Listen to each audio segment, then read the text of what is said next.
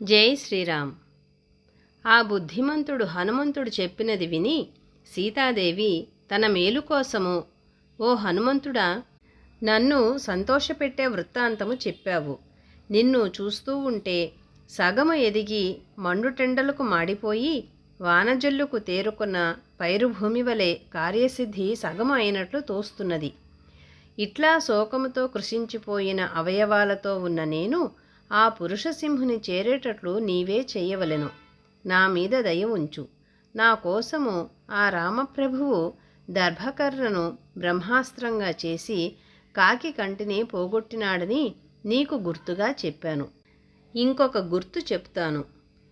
ఒకనాడు నా నుదుటను బొట్టు చెదిరిపోయింది. నాకా సంగతి తెలియదు. ఆ మహానుభావుడు నవ్వులాటకు మనస్సులను తీసి నా చెక్కిలి మీద బొట్టుగా ఉంచినాడు. ఇది చెప్పు, ఆయనకు జ్ఞాపకము వస్తుంది. ఓ హనుమంతుడా, ఆ మహాపరాక్రమవంతుడు మహేంద్ర వరుణుల వంటివాడే.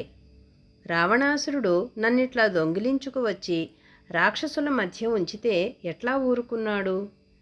నేనీ దివ్యమైన చూడామణిని ఎంతో జాగ్రత్తగా దాచి ఉంచాను.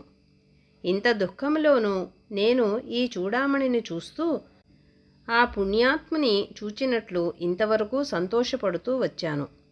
రత్నాకర సంబంధమైన మణులు పొదిగిన చూడామణిని ఆ మహానుభావుని కోసము ఇప్పుడు నీ చేతికి ఇచ్చాను. శోకలాలసగా ఇక నేను బ్రతికి ఉండలేను.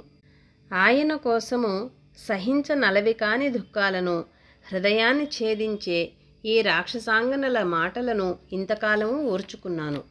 నేనిక 1 మాసమే జీవించి ఉంటాను అని ఆ శత్రుసూదనుడితో చెప్పు. ఈ మాసం గడిచిపోయిన తరువాత నేను 1 క్షణమైనా జీవించి ఉండను. ఆ మహానుభావుని చేరకుండా నేనిక బ్రతికి ఉండటము ఉత్తది. జై శ్రీరామ్.